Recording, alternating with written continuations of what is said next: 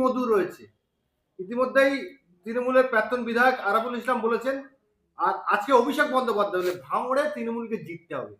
এ প্রসঙ্গে কি বলবেন? ভাঙড়ের বিধায়ক 293টা বিধায়কের নোংরামি অন্যায়কে ফাঁস করে দিচ্ছে। একজন বিধায়ক হয়েও মানুষের কথা কিভাবে বিধানসভার মধ্যে বিধানসভার বাইরে বলা যায় সেটা দেখিয়ে দিচ্ছে। আজকে রাজ্যের মানুষ বিধায়কদের মাইনে, ফোন খরচ থেকে শুরু করে কি করা অ্যাক্টিভিটি কি হওয়া দরকার সেটাও জানতে পারছে ভাঙড়ের একমাত্র বিধায়ক সংযুক্ত মোর্চা তথা আইএসএফ এর বিধায়কের জন্য। তাই এক আইএসএফ এর বিধায়ক তৃণমূল কংগ্রেসের নোংরামি, বিজেপির সাম্প্রদায়িকতার বিরুদ্ধে যেভাবে লড়ে যাচ্ছে, তৃণমূল কংগ্রেস আর বিজেপি চিন্তিত হচ্ছে। ফলে ভাঙড়ের বিধায়ককে হারাতে হবে। তবে একটু আমি বলে রাখি, 2021 সালে আপনারা অনেক চেয়েছিলেন, পারেননি। 2026 সাল আসছে, সংযুক্ত মোর্চা 2026-এ যাতে তৈরি হয় তার জন্য আমরা চেষ্টা করছি। তারপরেও বলছি, আমরা এই বিগত 4.5 বছরে যা পারফরমেন্স করছি, রাজ্যের বিভিন্ন প্রান্ত থেকে ভাঙড় উপহার দেবে বিধানসভাকে। অর্থাৎ ডবল ডিজিটের বিধায়ক বিধানসভায় যাবে আইএসএফ এর পক্ষ থেকে। পারলে গণতান্ত্রিক প্রক্রিয়াতে লড়াই আসুন, আমরা আপনাদের চ্যালেঞ্জকে গ্রহণ করছি। 2021 সালে সূর্যকান্ত মিশ্রকে টার্গেট করে হারানো হয়েছে। 24-এ লোকসভায় মোহাম্মদ সেলিম অধীর চৌধুরীকে টার্গেট করে হারানো হয়েছে। 26-এ বিধানসভায় আপনার উপরে টার্গেট হচ্ছে, সেটা বাংলার মানুষ দিনের আলোর মতো পরিষ্কার হয়েছে। কিভাবে এই টার্গেট থেকে বাঁচবেন? দেখুন, টার্গেট ভালো পথে আছে বলে টার্গেট হচ্ছে, কোনো ধরনের অস্বীকার করার কোনো জায়গা নেই। বাংলার মানুষ বুঝতে পারছে, অলিতে গলিতে চর্চা হচ্ছে। তবে একটা কথা বলবো, গণতন্ত্রের শেষ কথা মানুষই বলে। গণতন্ত্র মানুষের জন্য।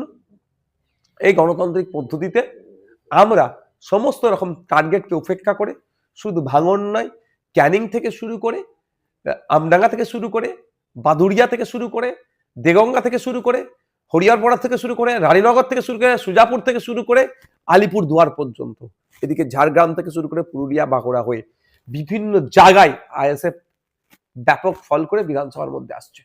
ভাঙড়ে 2021-এ ভাঙড়ে জিতেছেন আবির্ভাবে, ক্যানিং পূর্ব বিধানসভায় ভালো রেজাল্ট করেছেন, বেশ কয়েকটা হাড়োয়ায়ও ভালো রেজাল্ট করেছেন, আপনার দক্ষিণ 24 পরগনায় ভালো রেজাল্ট করেছেন। এবারে আপনাদের কি টার্গেট রয়েছে এবং বামেদের সঙ্গে আপনাদের জোটে? বামেদের সাথে আলোচনার পর্যায়ে আছে, সিট শেয়ারিং এর জায়গায় আছে, আলোচনা চলছে। দেখুন, একটা কথা বলি, আমরা চাই বিজেপি তৃণমূলকে বাংলা থেকে শূন্য করতে হবে। বিজেপি তৃণমূলকে বাংলা থেকে একেবারে শূন্য করতে গেলে যত সেকুলার ফোর্স গুলো আছে ঐক্যবদ্ধ হতে হবে, তাহলে সহজেই হারানো যাবে। সেই জন্য আমরা এগিয়ে গিয়েছি, সমস্ত রকমের ইগোকে দূরে সরিয়ে দিয়ে লেফট ফ্রন্ট কংগ্রেসকে চিঠি করেছি এবং অন্যান্য রাজনৈতিক দলের সাথে আলোচনা চলছে।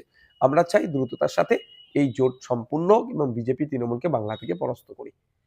আর 2021 সালে রেজাল্ট হয়েছিল যেটা, 2026 সালে তার থেকে ভয়ঙ্কর ভালো রেজাল্ট হবে। কারণ 2021-এ আমরা দল তৈরি করেছিলাম, অনেকে সাম্প্রদায়িক দল বলে আমাদেরকে দেখে দিয়েছিল, অনেকে অমুক দলের দালালি করছে বলে দেখে দিয়েছিল। কিন্তু 4.5 বছরে বাংলার মানুষ বুঝে গিয়েছে এটা সাম্প্রদায়িক দল না প্রকৃত অর্থে ধর্মনিরপেক্ষ দল। কারণ শাখা পালা নিয়ে পরীক্ষা কেন্দ্রে ঢুকতে না বাধা দিলে আইএসএফ প্রতিবাদ করে, হিজাব নিয়ে কোনো সমস্যা হলে এই আইএসএফ প্রতিবাদ করে, রমজান মাসের ফলের দাম বেড়ে গেলে আইএসএফ প্রতিবাদ করে, ধানতেরাসের সময় হিন্দু ভাইদের যে সোনা গহনা কিনতে অসুবিধা হচ্ছে, দাম বেড়ে যাচ্ছে, এর প্রতিবাদ আইএসএফ করে। আনিসকে হত্যা করলে প্রতিবাদ আইএসএফ করে, বিদ্যুৎ মন্ডলকে হত্যা করলে এই প্রতিবাদ আইএসএফই করে। সেই আপনার বকটুই থেকে শুরু করে কুলতলি আমার ছোট্ট বোনটার জন্য প্রতিবাদ আইএসএফই করেছে। সুতরাং আইএসএফ এর কার্যকর্ম সারা রাজ্যে ছড়িয়ে পড়েছে। এখন সাম্প্রদায়িক বা অমুক দলের দালাল বলেও আইএসএফ এর যে ঝড় উঠেছে আটকাতে পারবে না। ক্যানিং পূর্বের বিধায়ক তিনি বলছেন যে আব্বাস সিদ্দিকী, নওশাদ সিদ্দিকী কিংবা তহ সিদ্দিকীকে ক্যানিং এসে দাঁড়াতে হবে, যদি না দাঁড়ায় জোর করে দাঁড় করাবো। এই শুনুন, ওই নটোরিয়াস ক্রিমিনালের নামটা বাদ দিন, আবার সময় নষ্ট করবো না ওর জন্য।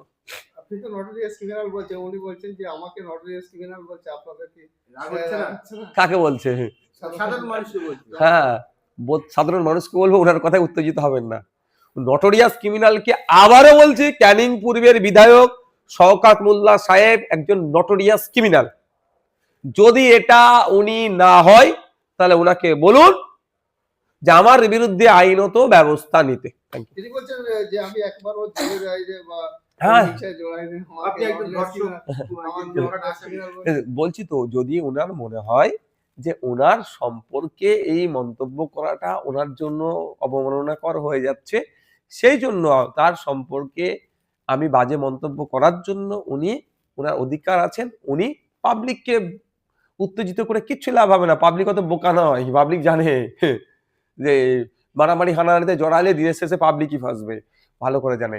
তো যদি মনে হয় শওকত সাহেবের সম্মান হানি হচ্ছে, তার জন্য চলে যান কোর্টে, কোর্টে গিয়ে মামলা করুন নওশাদের বিরুদ্ধে যে শওকত সাহেবের মানহানি হয়েছে।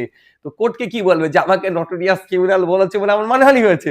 আমাকে ডাকে যদি কোর্টকে দিয়ে দেখাবো ন্যাশনাল হিউম্যান রাইটস কমিশন ওনাকে বলেছেন নটোরিয়াস ক্রিমিনাল, তাহলে মানহানিটা ওই ন্যাশনাল হিউম্যান রাইটস কমিশনের বিরুদ্ধে করুক।